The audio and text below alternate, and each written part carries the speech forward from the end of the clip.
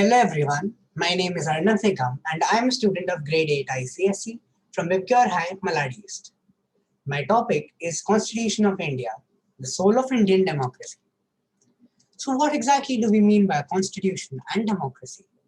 So here we go. The Constitution is a comprehensive document containing the set of rules describing the rights and duties of its citizens in the manner according to which the governance of a country is to be carried out.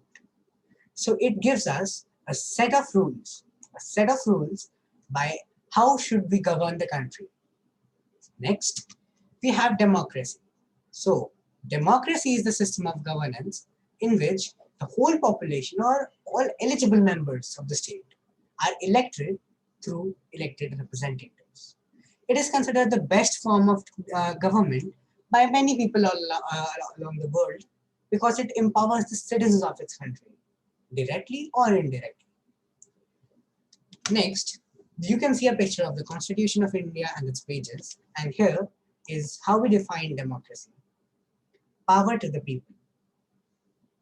So now, moving on, let's look at what is the Constitution of India. The Constitution of India, in Hindi known as the Bharatiya Samvidhan, is the supreme law of India.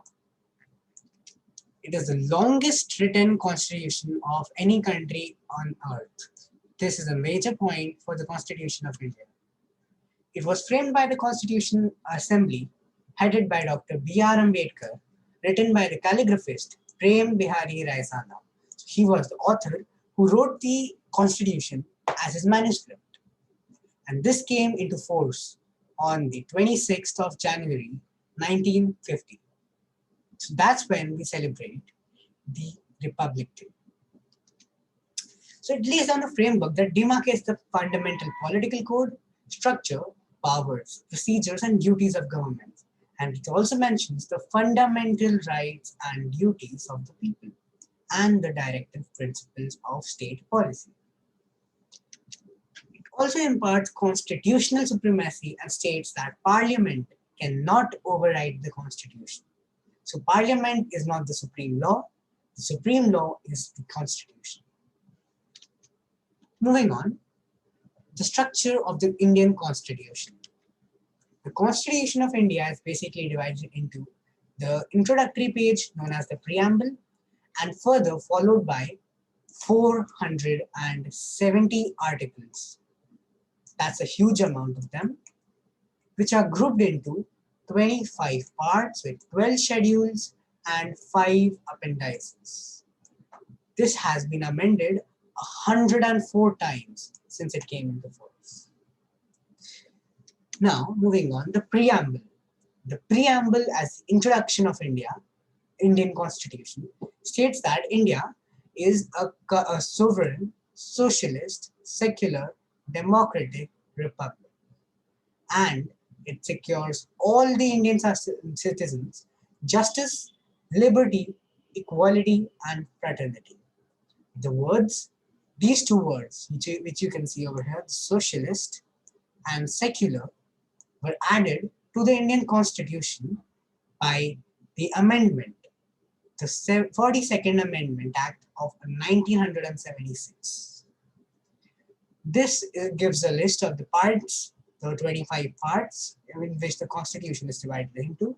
And next, this shows the preamble of Indian Constitution in English and Hindi. Now, moving on, we'll see important terms related to the preamble. As I mentioned, there were 5 terms. First is sovereign. India has its own independent authority and is not a dominion or dependent on any external power. Next comes socialist. It encourages mixed economy where both public and private sectors coexist simultaneously. Next, we have secular. All religions have the same status and support from the state, and the state will not support just a particular religion. Next, we have the term democratic. It provides a representative parliamentary democracy under which the executive is responsible for legislature for all policies and actions. Next, we have republic. India has an elected head called the president, we all know that, and the post is not passed on hereditary basis, but is elected from the Rajya Sabha. Next, we have the things which are guaranteed to the citizens. first of them is the justice. Constitution secure all Indian citizens of social, economic, and political justice. Next, we have liberty. Absence of restraints on activities of individual. We are free to do anything within the limitations mentioned in the Constitution. And lastly, we have equality. Absence of special privileges to any section of society and provision of adequate opportunities for all individuals without any discrimination. So we all are equal in front of law.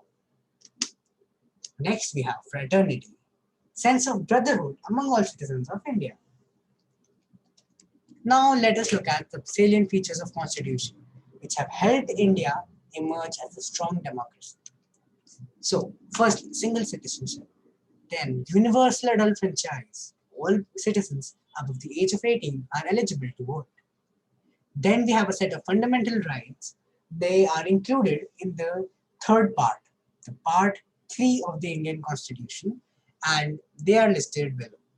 Right to equality, right to freedom, right against exploitation, right to freedom of religion, cultural and educational rights, right to constitutional remedies, and right to education, which was again an amendment.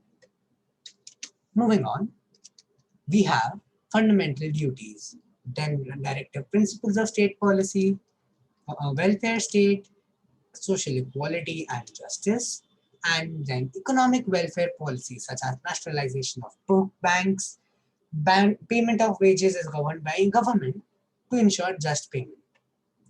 So now moving on, we also have independent judiciary. The judiciary has no pressure and is an independent body and the parliamentary form of government. Moving on, the Constitution of India, the soul of Indian democracy. A democratic country needs a constitution because of the following reasons. The first one is it is a set of principles or precedents which governs a state. It is a set of rules and regulations. As we had mentioned before, it is a set of rules and regulations which places government's power in the hands of citizens in a democratic setup, and is important as it protects individuals' freedom and its fundamental principles that govern a country. Further, without the constitution, democracy is incomplete. Democracy will eventually turn into dictatorship if the ruling party will take powers of the government and make laws which are unfavorable for the citizens. There is no constitution to prevent this from happening. Next, the constitution ensures that a dominant group does not misuse its powers and also provides rules to safeguard the interests of minorities and prevent any kind of domination by the majority on minorities.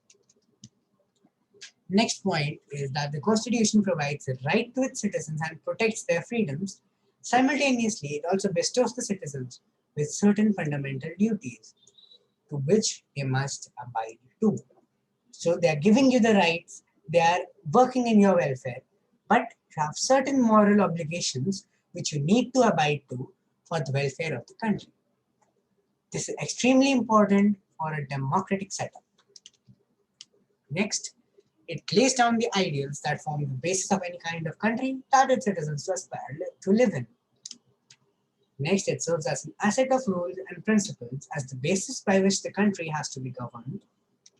And one of the last, that lays down rules that guard against the misuse of powers by political leaders, politicians, and high authorities.